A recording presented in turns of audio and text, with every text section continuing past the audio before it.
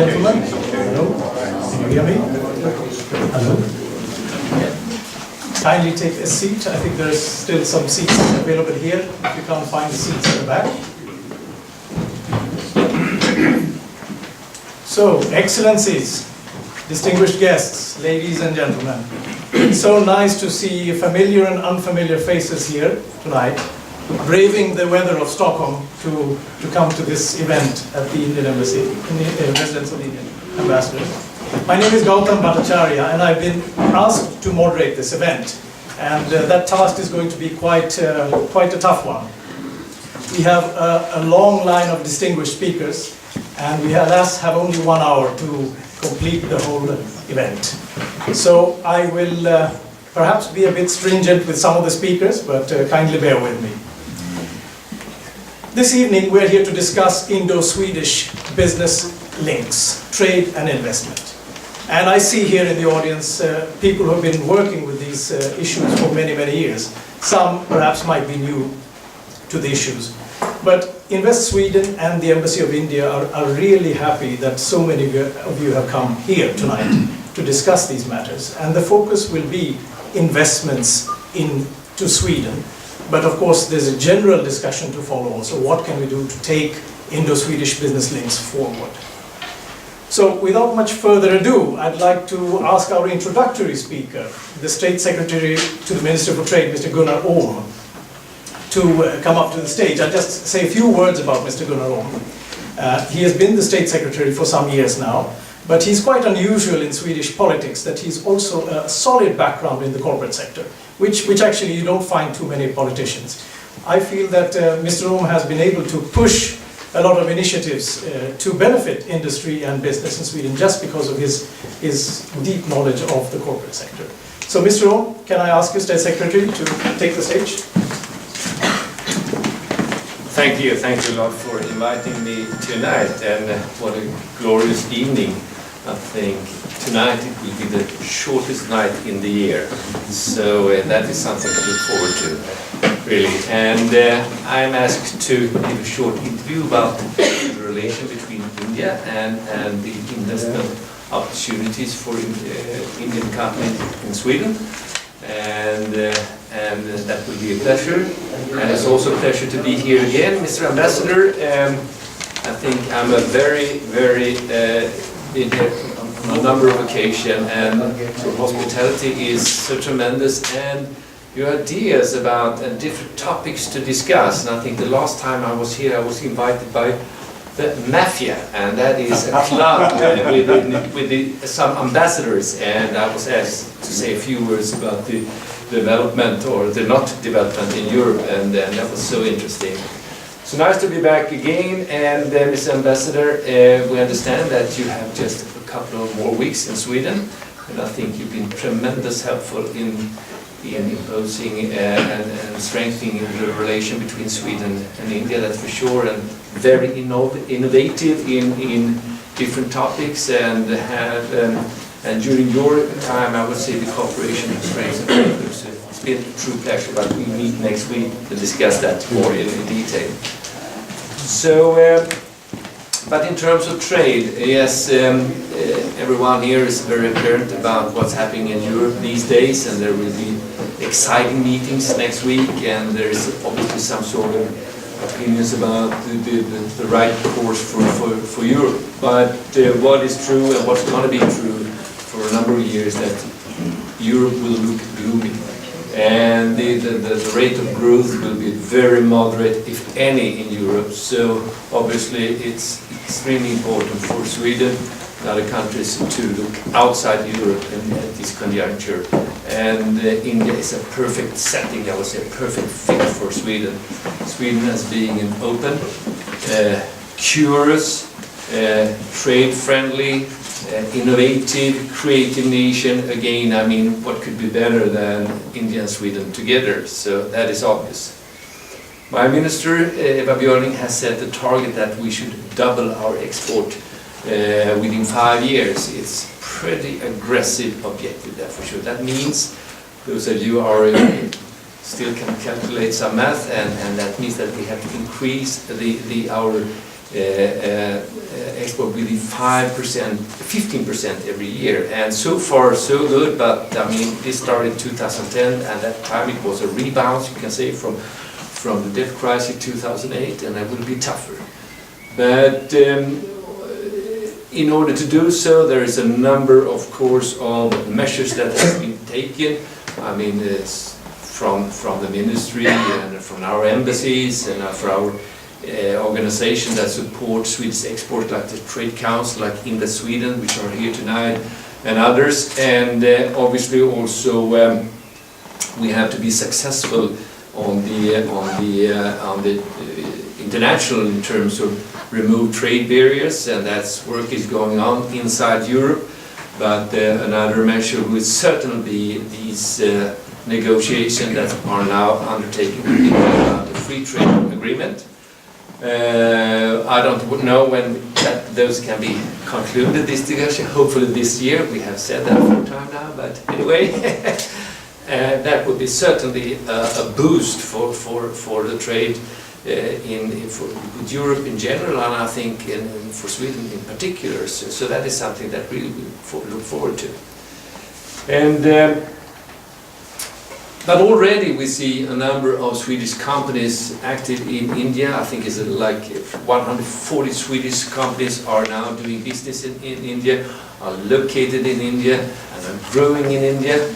And the export to India from Sweden has doubled from 2005. So, and when I talk to some of the companies doing business in Asia and including India, they say to me, Gunnar, we can certainly double the export to these growing areas.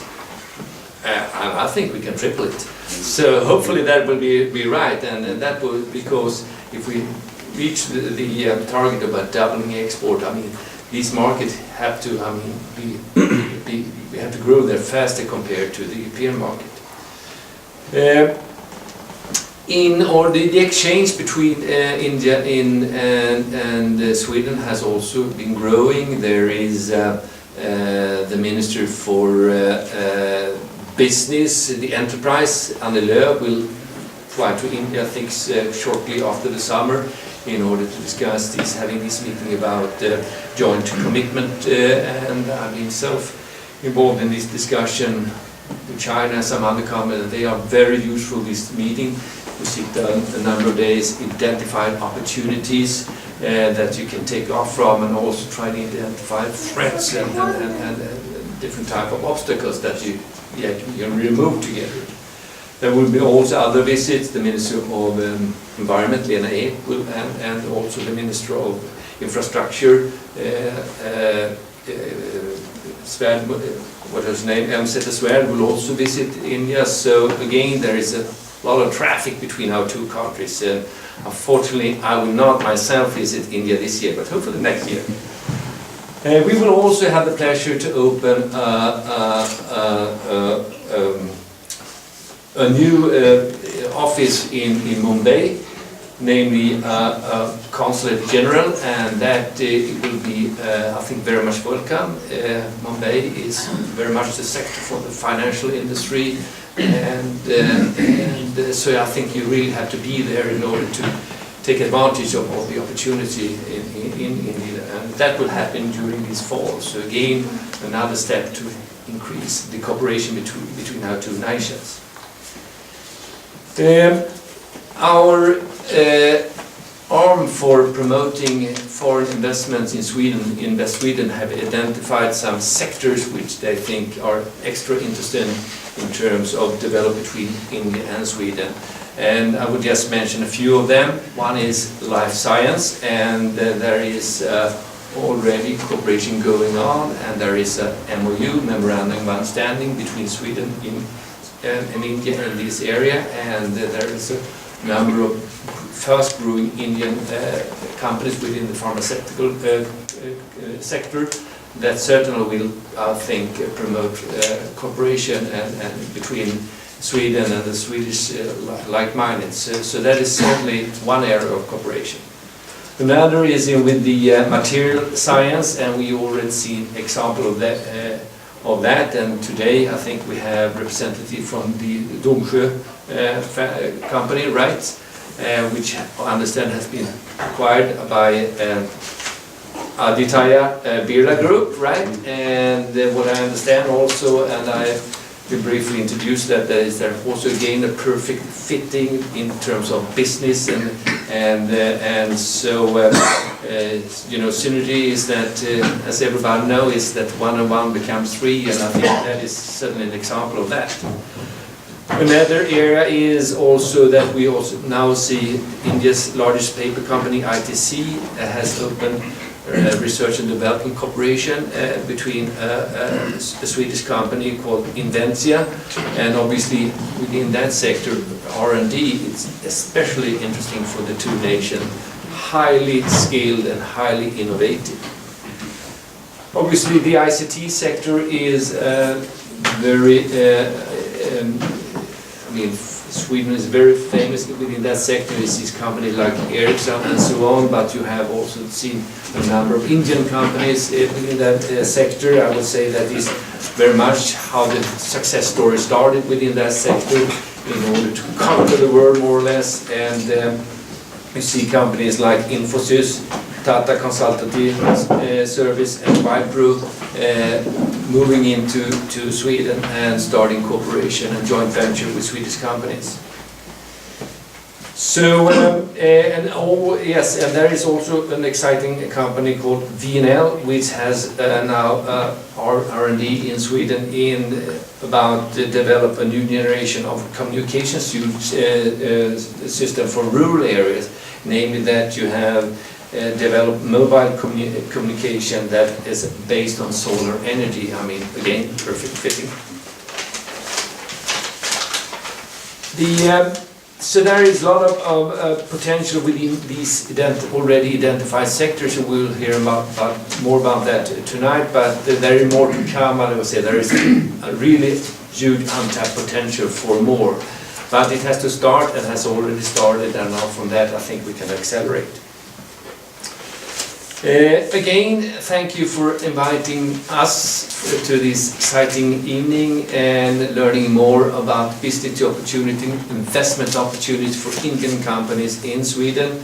And myself, as being announced, or from the sector myself, and truly interested in these areas, and especially being a financial guy, I know how hard it could be to invest in other countries, but hopefully the business climate in Sweden is, I would say, should be excellent for and in these areas. So hopefully Indian investment in Sweden will be successful. And I've been investing in hydropower station in Bolivia in the past, and in Laos and so on. You all happen to talk about the political risk, and hopefully the political risk in Sweden is limited.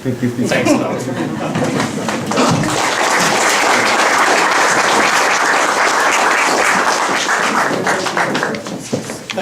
Thank you, Excellency. That was really heartening to hear. Thank you for the update also on the Swedish government's views. I want to say to all of you that there will be a Q&A, question and answer session at the end. So kindly reserve your questions to the speakers to that part of the evening. So having heard how encouraging the scenario and the climate is for investment and business, I'd like to ask the person who has really contributed to this, Ambassador Sajjanhar, to join us here at the stage. As the State Secretary said, it's to our great loss that you will be leaving us shortly. But I don't think this is the last we will see of you in Sweden. You still have some time to go. And I just want to say, on a personal note, that the Ambassador has been extremely active, as ambassadors come, in arranging seminars, meetings, and fora and platforms for business to meet. And I think you will be sorely missed by the business sector in Sweden. We will work on in your spirit. Please, Ambassador.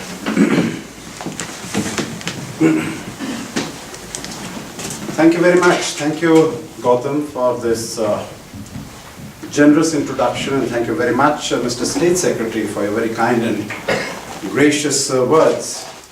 Let me first of all say what a great pleasure and delight it is to see such a large number of friends. I think all of you have, as they say, voted with your feet by coming here and by giving such a enthusiastic and encouraging response to our invitation to the seminar. Thank you very much, Mr. State Secretary, for your keynote address, which has set the tone for our discussions today. As I mentioned to you, Gunnar, when we met earlier in the day today, it seems to be a lucky day.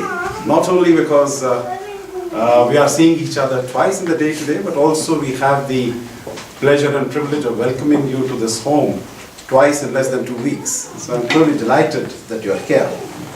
Now friends, those who know me do know that I never read out an address. I never make, I always speak extempore. But today I'm going to make, I'm definitely going to be reading out what I have to say, because I wish to be accurate, because there are a number of figures involved. And I would like to be accurate in terms of the message that I want to send to this gathering today. I would like to principally focus today on 2 issues. First, I would like to set right some of the misconceptions that seem to have crept in over the last few months regarding the continued robust and dynamic growth of the Indian economy. I think that is a subject that is being discussed and debated in international media at great lengths. And I would say that some international analysts and commentators appear to be in a rather tearing hurry to write an obituary to the India growth story. My submission is that such accounts are highly exaggerated, if not entirely off the mark. Friends, I would be the first to accept that the Indian economy, like indeed the rest of the world, is negotiating some choppy waters.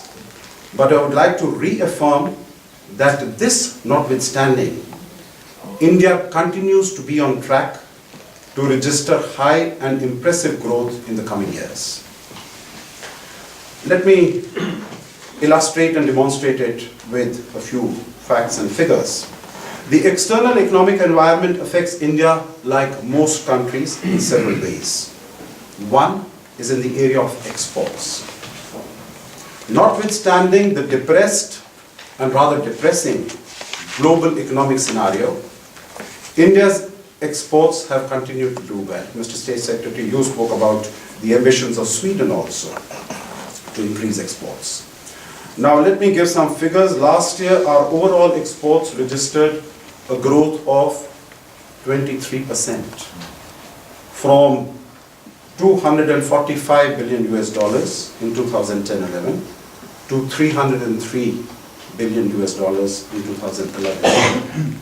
And mind, this is at a time when the Eurozone's sovereign debt crisis was raging at its fiercest, and demand in our traditional markets, Europe, USA, Japan, was at an all-time low. The other area, the second area in which the adverse global economic environment can affect India's growth negatively is FDI, foreign direct investment. Here also, India's savings, they have the great potential of providing much of the investment for increasing domestic production and stimulating growth. We have one of the highest savings rates in the world at 35% of our GDP, which for a $1.8 trillion domestic economy would come to about 600 billion US dollars. As against this, FDI of about US dollar 30 billion would not have a staggering impact, even if it were to come down to, let us say, 20 billion or 22 or 25 billion. Moreover, remittances from overseas Indians remain robust and buoyant. From a figure of 46 billion 2 years ago, last year in 2011, India received more than $60 billion, which is the highest in the world. Although in terms of the number of our diaspora, it is definitely not the largest in the world. The third possible area where international environment can impact upon India's growth is in technology flows. Here also, because of the large size of the Indian market, as well as the ready availability of skilled manpower and young and motivated workforce, India will continue to be an attractive destination for new and efficient technologies. I think most of you are aware that the external sector for Indian economy accounts for only about 20% or less, slightly less than that, of our GDP. Our exposure to the international economy is gradually increasing, but it is not a determining or defining factor in the growth and continued dynamism of our economy. The Indian private sector is efficient and entrepreneurial and is compensating for the state's perceived inadequacies. Actually, there is a saying in a lighter vein which suggests that the Indian economy is growing in spite of the government and not because of the government.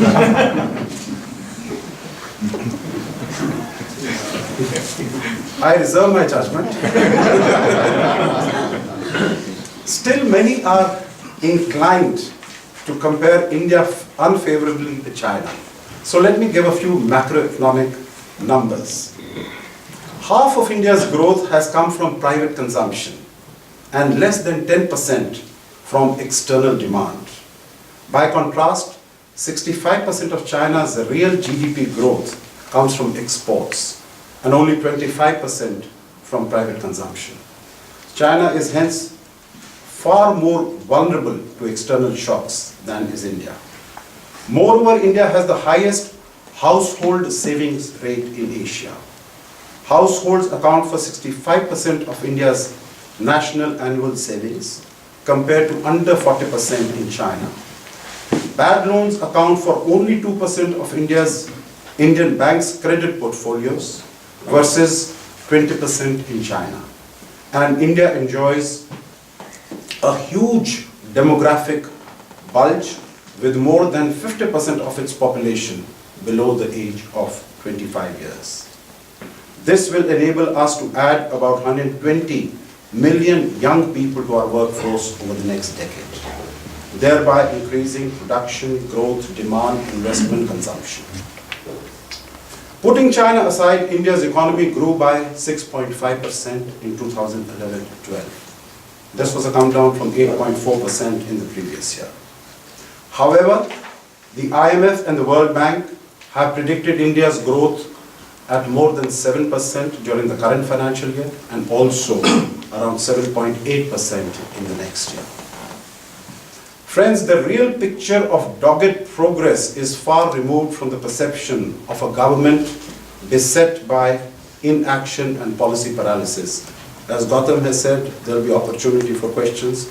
I'll be very happy to respond if there are any questions. But let me end this part by quoting our Prime Minister, who in his traditional, modest way put it, "I will be the first to say we need to do better, but let no one doubt that we have achieved much." Let me come to the second aspect, and in that I would like to address the potential and promise of expanding ties between India and Sweden. State Secretary Gunnar, you have mentioned about the very close relations, you have mentioned about the various visits that have taken place, you also mentioned about the various visits that are going to take place in the. And I'm happy to tell you that we have received just yesterday confirmation that the Joint Economic Commission takes place in Delhi on the 31st of October. So Anil Leff, the Minister of Enterprise, will be traveling to India. You mentioned about the Minister of Environment, Lena Ek, also about Infrastructure Minister. I have same difficulty in pronouncing the name as you did, so I will not even attempt it. But let me also add that Anna Karin Hatt, she will also be traveling to India in the first quarter of next year. So I think it is rather unusual, but also very encouraging that we have the three ministers in charge of infrastructure traveling to India within a space of less than 6 months. So I think this speaks volumes about the seriousness and about the promise of expanding bilateral relations. On the economic front, you have mentioned about the Aditya Birla Group investment here, which is the largest investment that has taken place from India to Sweden ever. We also have had the largest project in India taken by a Swedish company, that is ABB, for a $1.3 billion project in the area of construction of transmission lines. 980 million come to ABB, and I think 300 odd to an Indian company, that is BHEL. You mentioned about Swedish investment into India, that is also growing. Last 2 years, 1.1 billion Swedish kroners. Next 2 years, projection 3.2 billion kroners. So what the business has told you about not doubling but tripling the interaction, that seems to be quite right. And I think it is borne out by facts. And I must here also mention about the recent decision by the Indian government to allow 100% foreign direct investment in single brand retail, which we hope, very sincerely hope, that some Swedish companies like IKEA and H&M and others will be able to move quickly into this promising market to take the first mover advantage. As far as bilateral trade is concerned, you referred to that. And I am very happy to mention that just over 2 years, in 2009, exports from India to Sweden were 600 million. Last year, in 2011, the figure was 929 million, an increase of more than 55% over 2 years. And mind you, this was over a period when the international economy was charting a particularly rough course on account of the Eurozone sovereign debt crisis. Now, at the end, a few words on what is possible and what more can be done. You have mentioned, State Secretary, that there are more than 140 Swedish companies in India. All the big names are there. I think we are seeing the establishment of more than 2 companies every month in India. Every year, we have more than 30 Swedish companies. I think what we really need to do is to encourage small and medium enterprises to go to India. And in terms of outreach, in terms of meetings like this, and in terms of meetings that we have been organizing with SIBC all over, I think we really need to spread this message out that the SMEs here need to look more seriously at India. It has started happening.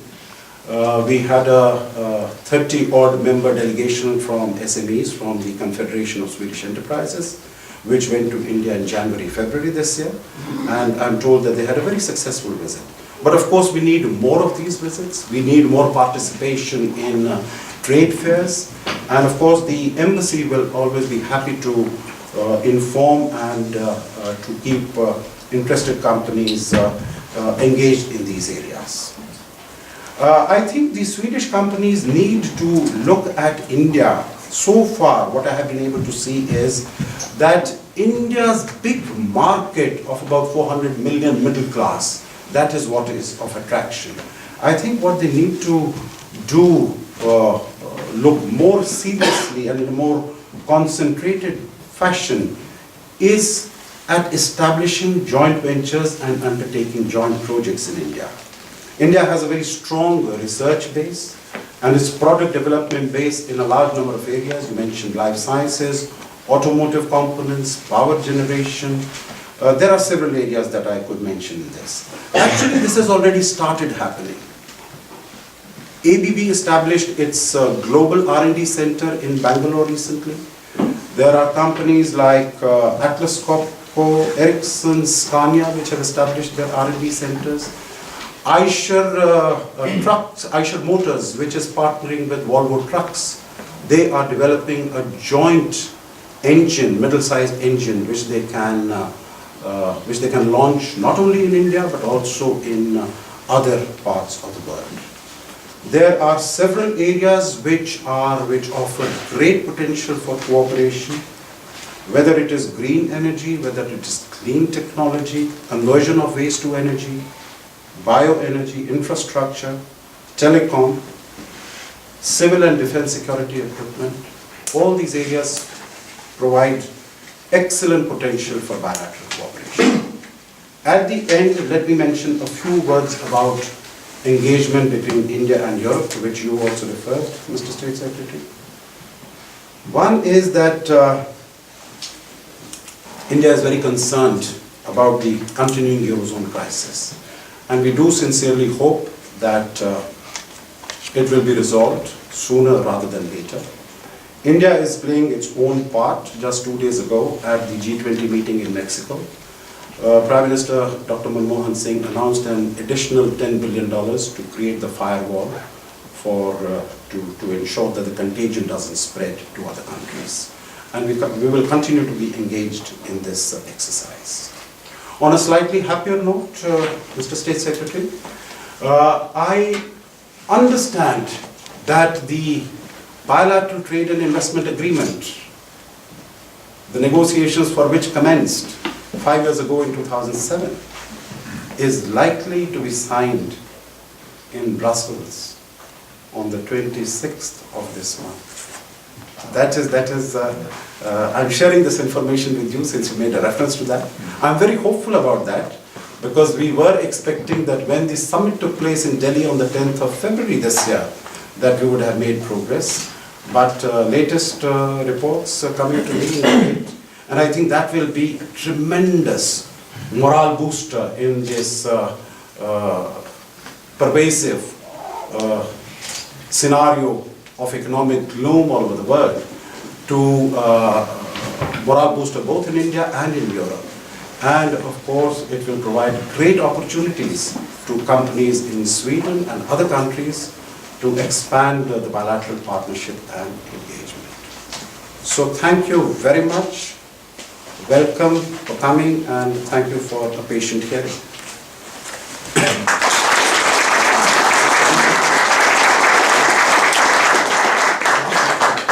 Friends, I also have, Maria, why don't you come in? Yeah, please.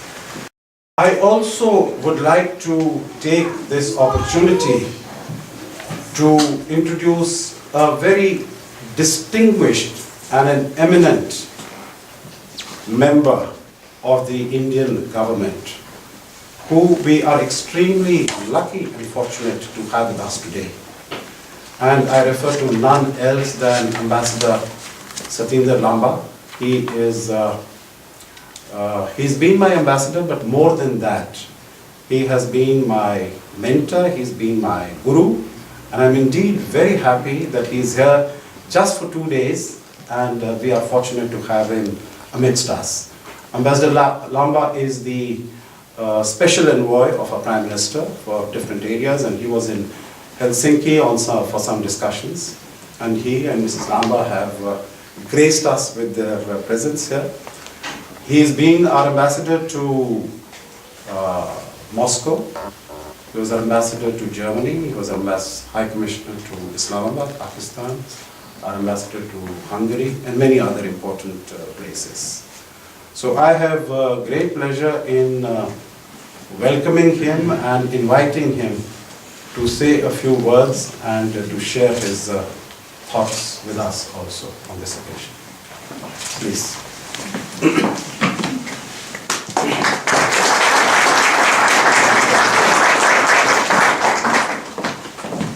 Secretary Oom, Ambassador Sajana, ladies and gentlemen, here appears before you a tourist.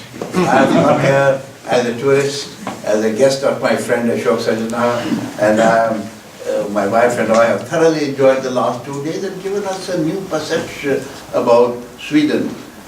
We were at the Vasa Museum, which made us realize how a disaster can be made as an opportunity by this country. We were in Singula, which gave us an opportunity of the old town. We were at the City Hall, where we found that you gave the Nobel laureates 20 centimeters more than the others when they come and eat there. I was in Consulate General in San Francisco, and I remember in Berkeley, one additional facility which the Nobel laureates got was a parking place outside their office. Nothing else. And I'm lucky to be here as a tourist at the right time of the year. But Today, I come here at a time when the ambassador is leaving. The ambassador Ambassador Sajanhar has been a very important member and a distinguished member of the Indian Foreign Service, which he continues to be, and he's completing his tenure as he has reached the age. We retire young in India, so you can expect him to be active in different fields when he goes back, but he has certainly, as I see, I get a regular picture of what's happening here because he sends me a magazine which this embassy brings out on both in English and Swedish language. I can't read the Swedish, but I do read the Indian language. And I tell you that that helps me not only in understanding India and Sweden's relation, but at times also about what is happening in India, because he gives, sitting from here, a picture of what is happening in the country.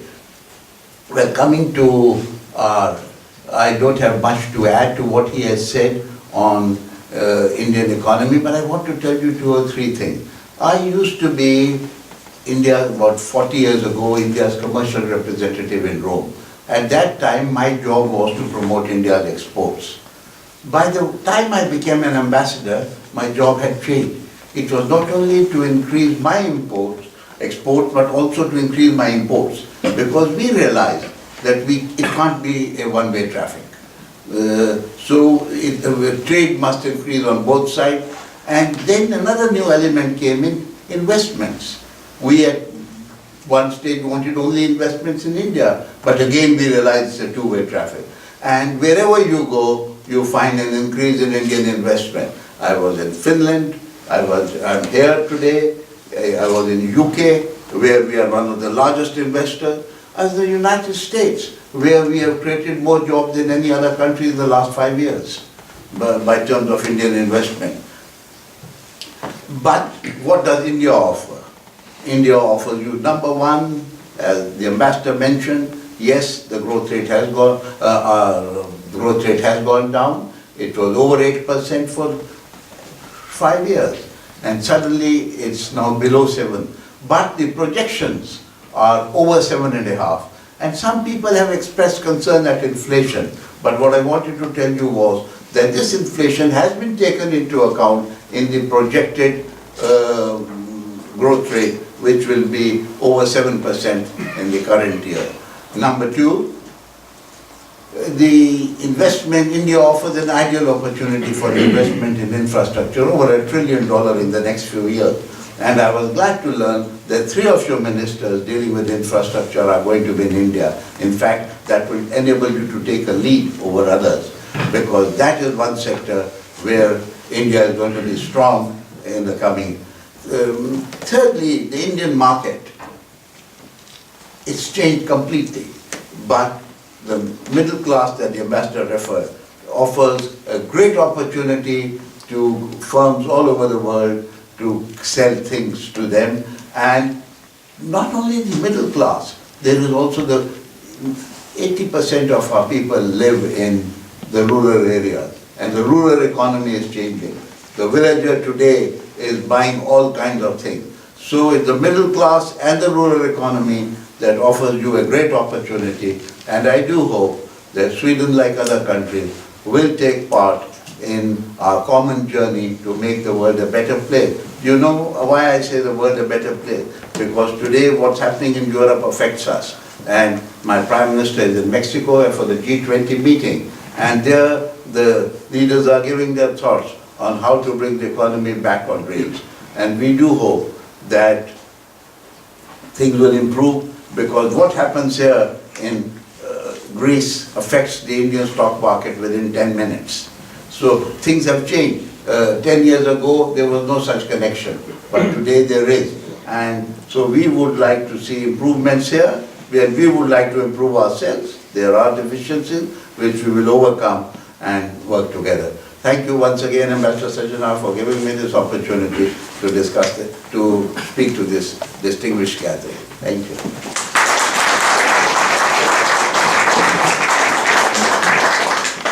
Thank you, Your Excellency. We are really privileged to have had the opportunity to listen to you. On that note, you mentioned tourism, and that is definitely one area where we would like to see many more Indian tourists, so kindly spread the word back in India. Now we will continue with the next speaker, one of the co-organizers of this evening, Mr. Bengt-Åke Judén, who is the head of operations at Invest Sweden.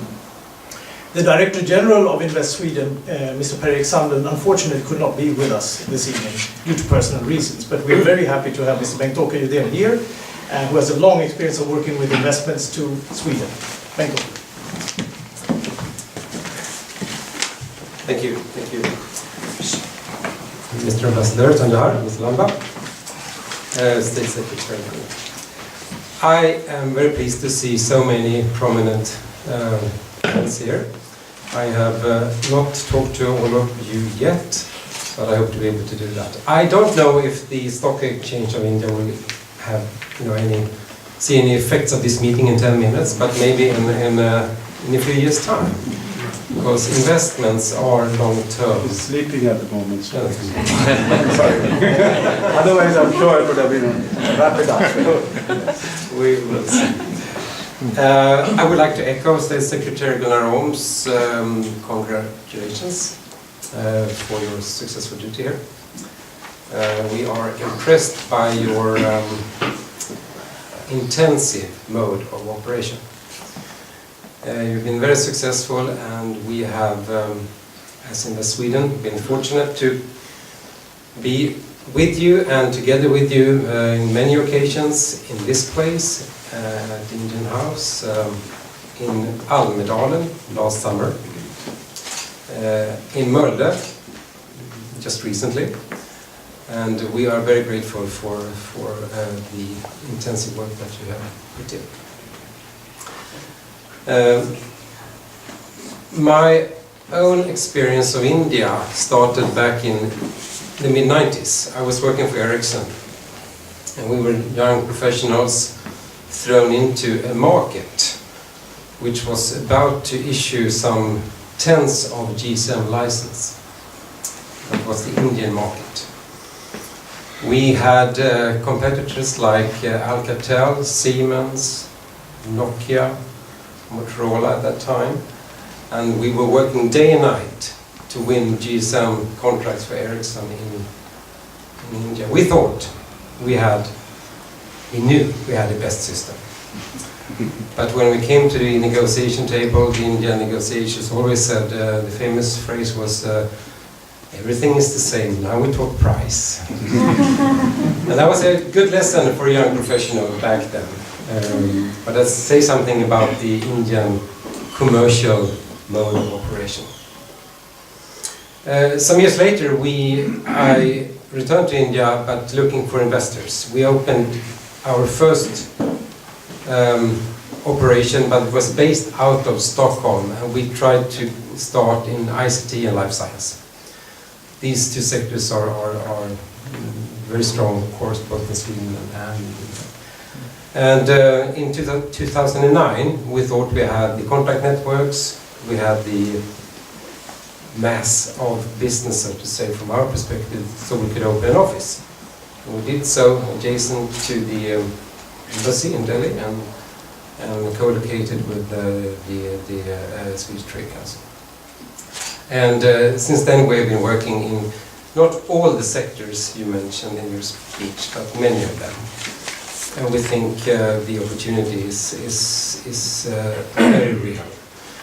Looking at the investments into Sweden, we're still dominated from India by life science. 40% of all the investments over the last 2 years have been in life science. ICT and automotive, some 20% each. ICT in practice, since we often talk about applied IT, is greater than 20%. The automotive investments are to a large extent IT related. So is the life science investments. But we think this is going to really increase rapidly over the years to come. We think that because we see now the Indian companies becoming truly competitive on the global market. Having an ICT background, I see the Indian companies here in Sweden now taking on really good contracts, good business, and we also see that the initial market strategy to come here, get contracts and deliver out of India, you know, those 130 million new workforce and so on, we see that you are actually taking on a lot of Swedish staff nowadays. And you're also moving or taking on R&D here in Sweden. Of course, if you are to develop radio base stations, there is no better place to be than here in Kista out of Stockholm. We know that. But we see that you are actually bringing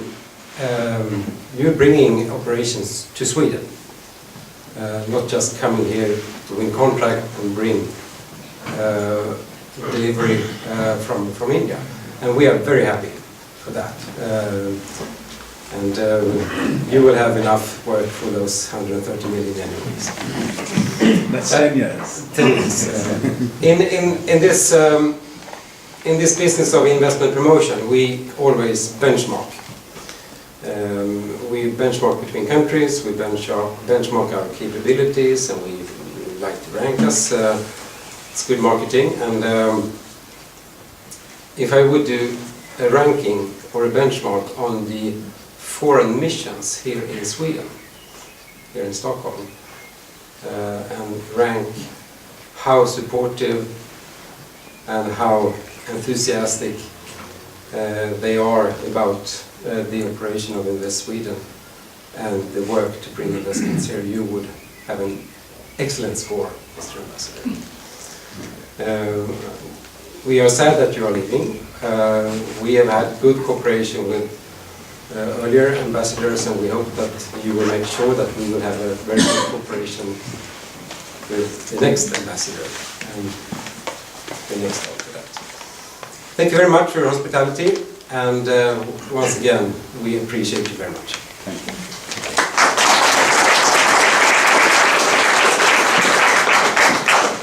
Thank you, Mr. Udell. Very interesting to hear about the scope for Indian investments into Sweden, and it's quite wide.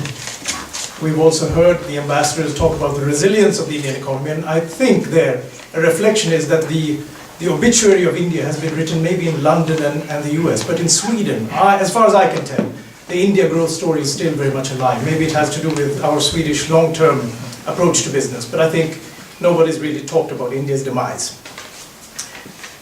So now we come to a string of corporate witnesses. We have here with us in the audience, we have a lot of the IT companies that Mr. Udell mentioned. We have L&T and Cognizant and Tech Mahindra, among others, and of course you have the TCSs. But tonight we wish to throw some light on the other types of investments into Sweden from Indian companies. Pharma, into the base industries like pulp, the pulp industry. And the first speaker that we have, who will give us some sort of a very brief feeling of what it is to be owned by an Indian company, is Mr. Lars Winter, who is the CEO of Domsjö Fabriker, a biorefinery in the north of Sweden, which is now part of the global Aditya Birla Group, whose motto is taking India to the world, if I'm not mistaken. And again, on a personal note, as a small boy growing up in Sweden, our hockey team lost repeatedly against Modo. Modo is Mo and Domsjö. And now Domsjö has been bought by India. What a revenge. But it is good for Domsjö. So, Mr. Winter is a licentiate of technology in pulp and paper, has a long background in the industry, including positions at Holman Paper and SCA. And you've been working also in very diverse cultures and corporate cultures, including Finnish and German companies, and now an Indian company. So please, Mr. Winter. Thank you. Well, Domsjö Fabriker was founded in 1903, and it was founded by a family called Kempe. The Kempe family owned, in one way or another, they owned Domsjö Fabriker until 1990s. You can say the predecessors of Franz Kempe was the owner and the founder of the mill. When he left and the Domsjö Fabriker became a part of Holmen and so on, we changed owners. During the time that Kempe owned the Domsjö Fabriker, they developed a lot of different businesses.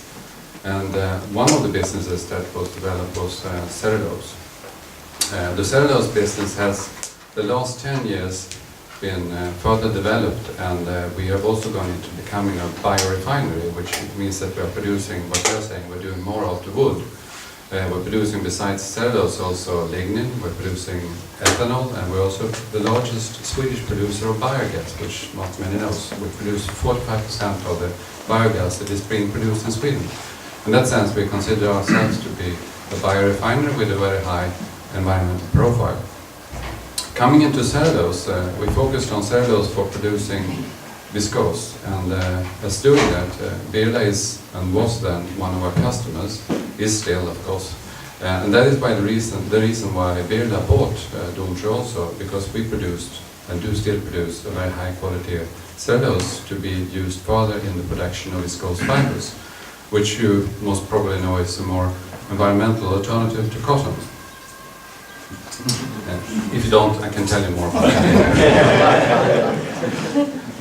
The lignin that we're producing is actually also an environmental product, because it's used in the construction of concrete. It's mixed together with cement, and when you use lignin, you can use less water, and that means that you can use less material to make a stronger concrete also. Ethanol, well, that's not used for drinking, not even tonight. It's used for different kind of fuels, and it's used for different kinds of solvents in the chemical industry and so on. So we are very broad-based, and since Birla took over us, and that's a year ago, that was mainly in the interest of getting a supply of high-quality cellulose. We have now an internal customer within the Birla group that consumes around 75% of our product, but we still have some integrity, which also has been one of the values of Birla, to have integrity. We can and shall continue to produce and develop qualities, specialty cellulose for other customers. We have the lignin business that we're continuing to develop, not only for India. Otherwise, cellulose is, of course, the strongest market is India and China, so we are very much an exporter to India and China of these kind of products. To come into a company like Aditya Birla is, of course, something that is, to me, it was very strange. Before I met Birla here in November last year, I haven't heard about the company. But the company is very large. It has a turnover or revenue of $35 billion in 2011, and the ambition to grow to $65 billion in 2015. And this is also reflected in the way that we are being a part of the family, because there is a very strong commitment to the business, very strong support, and I also feel a very warm reception and interest. And it has been a very good way for Domsjö to continue the development of this business, because we have, with the beginning with Kempe in 1903, the family owned us and developed us until 1990. Now I think that we will have an ownership that will continue to own us and bring us further to the same extent and the same length of time. Thank you.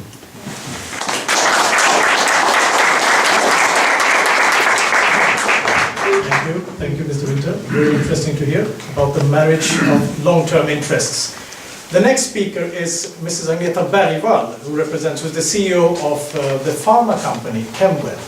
Chemwell has been owned by an Indian company since 2006, and Ms. Bergvall has been the CEO for 5 years. Exactly. And Chemwell has about 1,000 employees, out of which 175 are located in Sweden. And we have also seen that the company has grown since the Indians took over, which is encouraging, considering what you said about job exports. So, Ms. Bergvall, please. Thank you. But you made the introduction then. So the Chemwell Group is a contract manufacturing organization producing pharmaceuticals, and we have 5 sites in Bangalore and 2 sites in Uppsala. The Swedish company is 15% owned by a Swedish person called Per-Åke Oldentoft, and 85% is owned by the family Bagaria in Bangalore. And the Indian family owns 100% of the Indian company, and as you mentioned, it's much bigger than we are. And Chemwell acquired the a former Pfizer site in Uppsala. And that was in 2006, correctly, and I joined 2007. And that was the start of the Campbell AB. And I was told to talk about my experience, and I don't want to say that this experience of Sweden, India is my experience as Campbell AB towards the Indian owner. And I don't want to claim that either part is better than the others. So it's more personal experience. And the first is the line management, which I think is a bit different between India and Sweden. In India, I think the management is much stronger hierarchy than we have in Sweden. In Sweden, we are more based on consensus and delegation. And I think it could be a bit unclear for outsiders to understand our management because it's not so hierarchy. At least that's my experience. Another experience is when we run projects, which we do a lot in Uppsala. In India, the manager, the line manager, is often the project leader. In our company, it's very seldom that the line manager is the project leader. It's often a person appointed in the organization who works across the organization, called the matrix. The feedback I get from our Indian owners is that they don't understand how we can reach the objectives in time and money and quality if the line manager don't do it. So what's better, I don't know, but at least that's the feedback I get. One experience I also think I want to tell you is the visa handling, which I think we could improve. It takes too long time and it's a bit complicated. It's easy for us to go to India, but it's very difficult for my Indian friends to come to Sweden. Thank you. I can give you an example. The owner, Anurag Bagaria, he travels a lot. And he gets a visa from Sweden for less than a year. Nowadays he goes to Belgium, because there you can get a 3-year visa. So please help us with that. We also have some experience of the bureaucracy in India regarding tax handling. It's been a bit unclear and changes over time. And I just want to end up with, I see a lot of potentials with this merger. When we present the Sweden-India to the customers, they get very interested. And I feel that we can really offer attractive offers to the customers because we get transparency between Sweden and India. And we have extended our market by doing this merger. And the owners have stated very clear that they want to make a very long-term investment in Uppsala. So we are very important to the Campbell Group, so I'm very proud of wearing the India-Sweden flags. Thank you.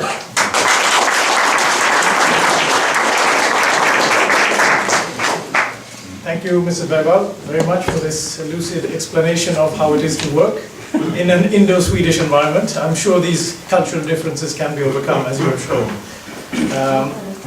Now we have the next speaker, who is a person who has indeed been working with cultural differences between Sweden and India, hands-on in Pune. Mr. Håkan Kingstedt has been the managing director of Sandvik Asia in India for 7 years, I think it is, and has recently returned to become the chairman of the Sweden-India Business Council. And Mr. Kingstedt will talk a little about the next steps, what can be done to take business and investments further between Sweden and India. Welcome. Thank you.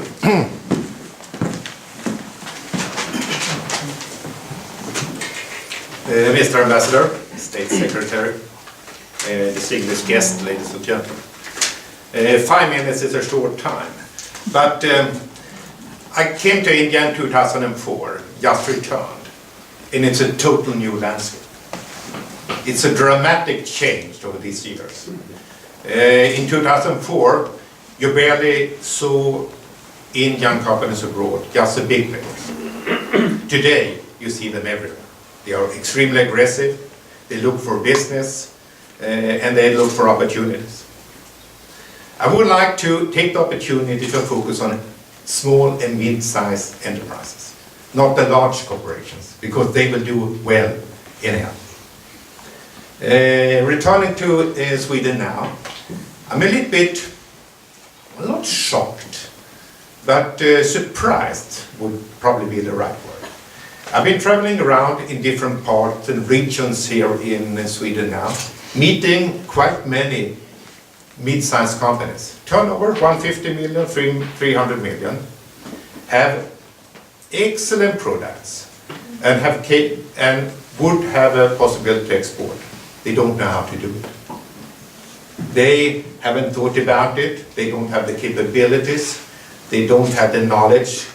And returning after 8 years in India, I must say, coming to Sweden, a little bit shocked.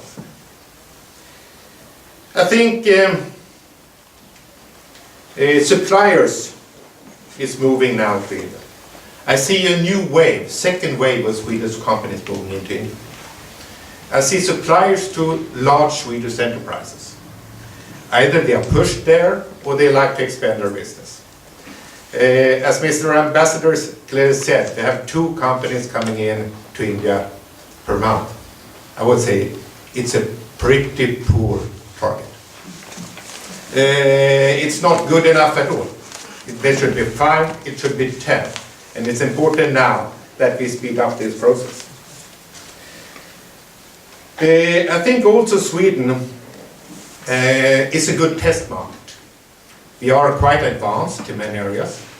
It's a good opportunity for Indian players coming into Sweden, using Sweden as a test edge. Society is well equipped, developed. You get a pretty fast answer on your new products, which you could then take to the market. So Sweden has a great opportunity offering services in R&D, technology, engineering for testing. I'm concerned about the capacity because we don't have engineers enough in Sweden. So it's important to develop the relations with India, and I'm very pleased to see so many new engineering companies coming to Sweden. I think also, as we have a breakthrough in a couple of industries, we talk about clean tech, we talk about waste handling, we talk about communication, we talk about different sectors. I think there's a lot to pick up in Sweden for Indian companies, and we need also to help the Swedish companies to move on. We also would like to talk about innovation speed. If I recall right, I think Sweden is among the top in innovation capability per capita. Question is, what do we do with this? I think we should have more joint projects between Sweden and India, developing innovations in specialized sectors. Also, one thing that I see is missing, I may be wrong, but I mean you correct me. I would like to see investors meeting up. I don't see the platform for venture capital. I don't see the platform for risk capitalists to meet with each other. We see capitalists moving to India, looking for business. We see India coming to Sweden, supporting business. But you know, this capital is also based on quite interesting knowledge. I think it's time now to create a forum for capitalists to meet, investors to meet with each other. Maybe not the end product at phase number 1. Thirdly, I would like to talk about knowledge, and I will stay to the education part. Over the years, I see a lot of delegations coming into India. I have hosted quite a number of them. We have good debates, good discussions. A couple of projects have come up here and there, but I really don't see the scalability. I think it's time now to work together to get things done on a higher level. We should have a better exchange program for professors between the countries. I think we should start early, because this is lifetime relations, and it really pushes business and develop trade between our countries. And I think we should have more joint development projects. Finally then, I would like to end up with culture. I think we haven't talked about culture. And for me, culture bridges distance. Give you just one small example. In Mena, in the very small village I came from, in Älvkarleby, there were teachers from the D.K. Patel Memorial School in Pune with students. They have an interchange program on secondary school. Quite amazing. And so that means in my small village of Älvkarleby, they read Tagore. And in the city of Pune, they read Doggerman. And you know, I think it's important, and I think here we would need help. Because in business we are not too good at culture. But I think culture is a bridge between countries. And I think we should do much, much more together and with efforts from both sides. So, what is new from SMEs, innovation, speed, investor, knowledge, and culture bridge? Yeah, honestly, not much. Maybe the investors, the investor platform and scenery we need to put up. But I think what we need to do, we need to work much more. We need to work much harder. We have a lot to learn, we have a lot to share, we have a lot to do. And I think relation between people and countries come to a certain point where they take off. Mr. Ambassador, I think this event may be that moment. Thank you very much.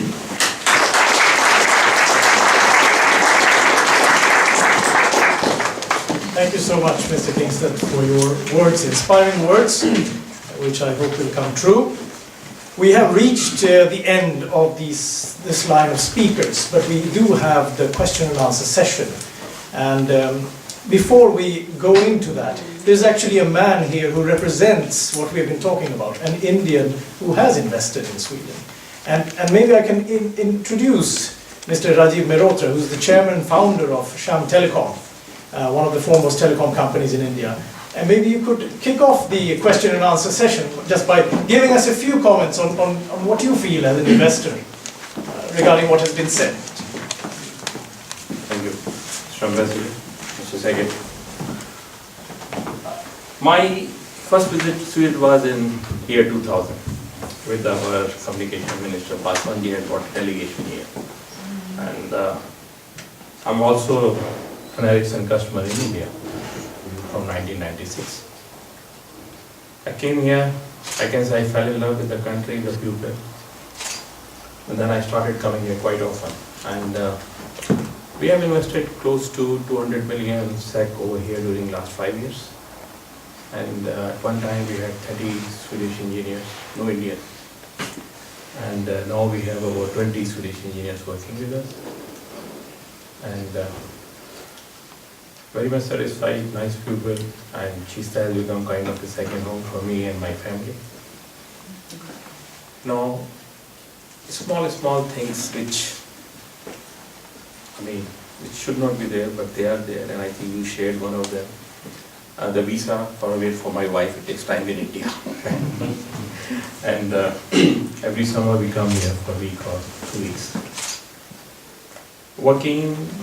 People work with people. People don't work with brands. People don't work with companies. So, as you said very rightly, this is what is really required. And here, both the government and I think more on the part of the Swedish government and Invest in Sweden agency, they should take small and medium enterprises where there are less than 20, 15, 50 persons. Take them to India for about 2 weeks' time. And there's something very interesting Koreans are doing. They are bringing people from Korea and 2 persons, not one from each company, and they pay for their hotel and they pay for their 50% of the airfare, and transport. So they know how much they have to, and everything else is taken care of by the agency. And they allow people to meet and mix, because making money is the simplest, fastest and easiest thing in the world. You can make money like this. But to build relationships is difficult, and to maintain it is the most difficult thing in life. Be it with your wife, parents, children, or business. So once there is a relationship, then everything else. I mean, you're working for the mankind. You are generating, you are creating wealth. And I'm a great fan of Sweden, and I think Sweden and India are natural partners. Unlike others, I mean, there are other countries in Asia where most of the companies have lost money, but all the companies in India have made money. And our economy is booming, whatsoever media may say, whatsoever some analyst may say, because of certain other stock market related reasons. We are in business, we all understand all these things. Which news had what meaning and why it was planted. So don't go by what media says. And every month you find companies from India buying companies outside India. And purely as a businessman, yes, FDI is good, but are we dependent on that FDI in India? No, we are investing outside India. And we are 17% of the world market. We are 1.2 billion people, we are the market. Sweden has the technology and the resources and other things, and it's very complementary. We have nuclear technology, we have space technology, you have aircraft, you have others. It's a very complementary. And what is required is not a really joint venture. If there is a need for a joint venture, then it has to be an Indo-Swedish joint venture. There has to be an equity of Indian companies and Swedish companies and Swedish companies and Indian companies. Not that I invest, only for the purpose of it. Because we are in the market. Again, it's 10 billion versus. And technology doesn't stay with anybody. It's moving fast, it's moving very, very fast. If we do not, or if the company or the pupil who has this, if we do not encash it at the right time, and we have seen what has happened into the handset business, we have seen what is happening into the automobile business, and as we say in India, the new model is always better. If somebody is starting from scratch, he'll come out with a much less investment. So, thank you very much for this kind of gathering, but kindly help us. The small companies must come to India, and a small Indian company must come to Sweden. And there only government can be a catalyst. It doesn't take much money. And people-to-people contact relation has to be there. Thank you.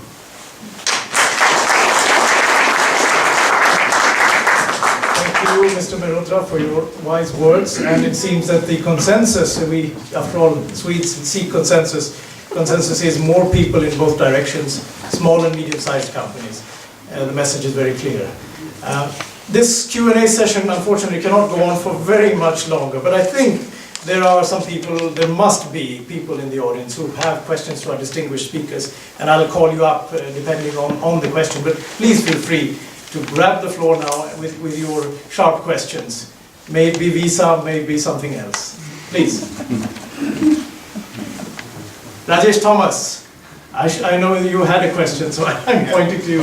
Rajesh is the head of Tech Mahindra, one of the biggest IT companies. Yeah, so from an IT perspective, especially from a services industry, for us the most important thing is to get the people here on time and to be responsive to the customer. That is what makes our business run. Okay, so we need to get the people on time, right then, otherwise we lost it. So visa is the biggest problem for us, especially, and it was a good reference with respect to Belgium, because we've also been doing the same thing. Because I think it's a workaround because of the Schengen setup. If we didn't have the Schengen setup, then we are in deep trouble. So I think this is a very serious problem, and with the Belgian setup, again, the dependency is you need to fly into Belgium and then fly into Sweden. So there are all kind of things. So I think that, that is one area where we really need a lot of support, because this, as a services industry, I think that's one thing that's a big problem for us. I don't know if anyone wants to comment this. I mean, I think the message is loud and clear. Noted. On a lighter side, can I make a comment? Mr. Miroja? The Belgians are making money at the cost of Sweden. Belgians are making money. That's also That hurts. Sanjeev, Dr. Sanjeev Karani? Again, this is on the lighter side. Respected Ambassador, we would like to see more nominations for Nobel Prize from India. This layer to you by letter. I hope we can follow it up and receive more such nominations. Thank you, and I can inform you, when I was working at the Swedish Embassy in Delhi, we regularly got people coming with their applications to the embassy, so the supply I've interviewed a few of them. Yes, sir, please, would you come forward? I have a question which is basically as follows. A lot of investment has gone to China to make production plants, manufacture things there because they are cheaper, and they come back to the country which makes the investment and in the world. But that seems to have not happened for India. Why is that? That we have not really attracted investment in producing goods and manufacturing things which could be done much cheaper there. I would disagree with that in a way, but Mr. Kingston, the scale is there very small. Mr. Kingston has wide experience of production in India. First of all, I think India should not follow China's story. India have their own story and their own development. What I see enormous capability and competence in India, but they are small scale. I haven't seen the scalability as I've seen in China. Then you could think about what is good and what is bad. Of course, if you like to produce low cost, you could do that equally good in India. I don't see any real issues for that. But producing volumes of cheap goods have a limited future. If you speed up your value added in your value chain, taking higher technology, the development will be longer, adding more value, and will be a driver for the world. I would recommend, I'm from a production company. We produce in China, we produce in India. We've been in India since 1960. We use both India and China for the world, both for exports. The products we do in India may end up in Canada. They may end up anywhere else in the world. So capabilities there. Question is why? I see a big difference between India and China. I see the Indian industry is grown by families, family-owned companies. See the same concept in Germany. So I see a lot of activities between German families, Indian families. I don't see that happens when you have big corporation that is more owned by the pension funds and other funds. So family growth is one issue, and if you have the family, you have a higher risk factor. China has many families too, I think that.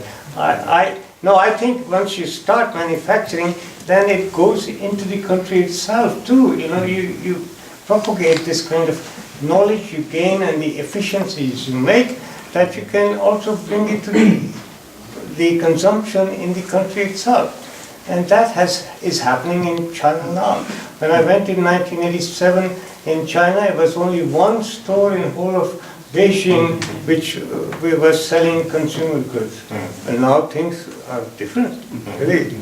And they are much more better products for the local consumption. Yeah, I think that is it a question of quality, or is it a question of organization there? I think infrastructure is a problem. Infrastructure is a huge problem. Anybody who goes from here find that the Indian infrastructure beats them. Yeah. I've seen figures that the Indian infrastructure is holding back the GDP with about 1.2%. So you're very correct. Maybe even more. So it holds back the development. Then I think it's the offset from China for low-cost goods is export. Someone else buys it. But they are going to the higher value products, so maybe there's chance now to pick that up. You know, after all, world wants cheap products. If I'm correct, I think the trade between India and China is increasing every year. Tenfold in the last few years. Thank you very much for your comment. And as an add-on to that, Ambassador. Yes, let me add, I think that's a very valid and a very relevant question, and let me sort of, I think first of all, one has to see what is the nature of the Indian economy. And in terms of the nature of the Indian economy, it's more than 55% is contributed for by services. It's only 17-18% that is contributed for by manufacturing. And I think when you are talking about increase in manufacturing, of course, we do realize that when we are adding these 130 or 110 million, you added 20 more from your side. 110 million I mentioned. Yes, absolutely, I can see that. So 110 million workforce, we have to provide jobs for them. And that we have the national manufacturing policy that has been just announced. And as a result of that, of course, we have to promote manufacturing. This is an avowed objective of the government. You did mention about infrastructure, and as Ambassador Lamba mentioned, $1.5 trillion over the next 5 years will go into construction of infrastructure, whether it is power, whether it is transmission, whether it's distribution, it's roads, it's ports, it's airports, and these things have already started happening. I think the Delhi airport and the Hyderabad airport and the Bangalore airport, they are rated to be some of the finest airports in the world now. So things have started happening. On the other aspect, what was mentioned about the family-owned companies, again, as we move into the future and we move into the knowledge economy, the Indian growth story is powered by private enterprise. It is powered by individual entrepreneurs. While if you look at China, that is basically 90% of it is through government investments. And that investments into real estate, into let's say housing projects, into bigger road projects and type of projects. Now as we go along and you see that the demand for that is coming down, and that creates its own problems. So I think as we move forward, taking all this into account and the focus on manufacturing that the Indian government is giving, I think the future looks bright and promising. It's very good if it happens, but the investment from outside and the knowledge could also help. Gautam, can I add something? There is one difference, sir, between China and India. You buy an Apple phone, you send $500 to California. The phone is shipped to you from China. The Chinese company bills $178 to Apple. So who keeps the balance 300 to Apple? Balance of trade shows it's in favor of China, but who has got the dollars? So it's the knowledge economy. Yes. By the way, how much the Chinese company makes over there? $80. The company who is producing that phone. And how many, the $49 worth of component comes from Germany, about $29 from Japan, and like that. China is only consuming raw material, converting it to finished goods and exporting. In India, our services are about 60-70% of our exports. When you send that $100, that $100 stays in the local economy. We are not sending, we are not spending that $100, we are not buying something for 50. Polishing it, cutting it and sending it back. That $100 stays in that small... So that's the argument that you keep more of... I mean, that's the knowledge economy, that's where... And now, the national manufacturing policy, then you see the result during next 2-3 years. Yes. True, but we have to employ people too, you know. Of course. There's no easy way out of it for any government, I think, in the world. Did I see one more question from Mr. Pal? I think we'll have to Yeah, round I up have after just that. one question to Mr. Pinson. He was emphasizing too much about the innovation exchange or innovation development. I was just wondering if you could make comment about the IPR protection. How does it function and how secure these things are? Because we are talking about development, so I think the IPR rights are very important. Can you comment about that? Do you have any experience about that? Yeah, I could make a clear comparison between China and India. In India, we put all our latest technology, and we trust the system that it will protect us. We have had a couple of cases. We have fought the cases, and it had really so far haven't been a problem. When I look into China, we don't put our latest technology. We only put known technology that we operate. So, but of course, it's a huge economy. It's important that the protection continue to be a high priority, because it takes long time in the court cases, as we all know, and they have their own time. So I think whatever we could do to increase the speed for protection would be good. When we have been hit by people who had tried to copy, the copy has been so bad, so it has not really been an issue from a product point of view, but from an right point of view. That is the issue. So we don't foresee any large issues for that.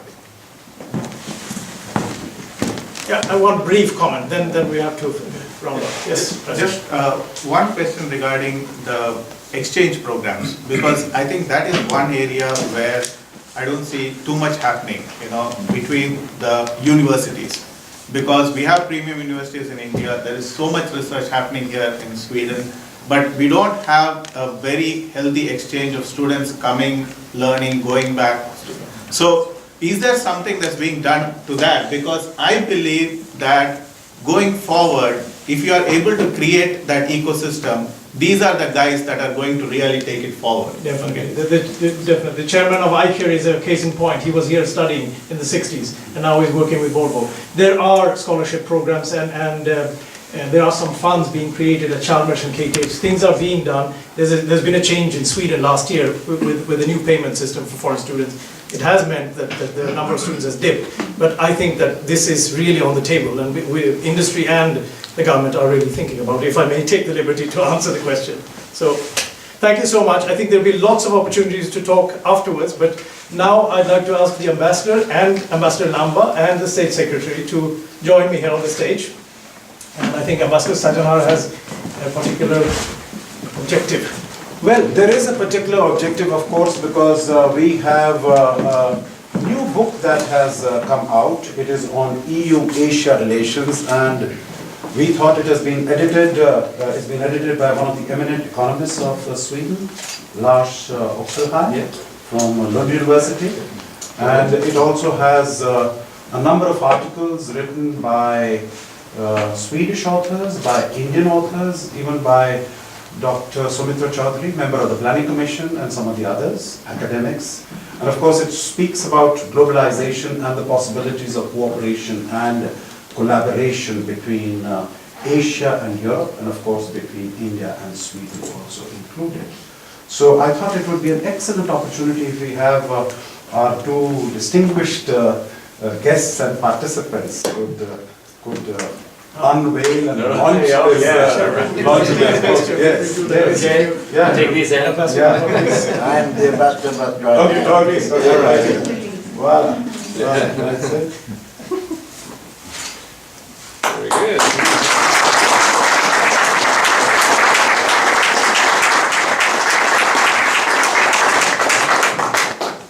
Well, thank you very much. I think nothing more needs to be said by me except to thank each and every one for your presence here this evening. Thank our distinguished speakers, our keynote speaker, State Secretary Mr. Gunnar Oom. Thank our distinguished tourist for being here and sharing his experience over the last 40 years in just a couple of minutes, and I think it has added great value to these discussions. There have been a number of new ideas that have been thrown in, and I'm sure there will be opportunity now to discuss over glass of wine and some Indian food, discuss all these very exciting issues about education and exchange and so on and so forth.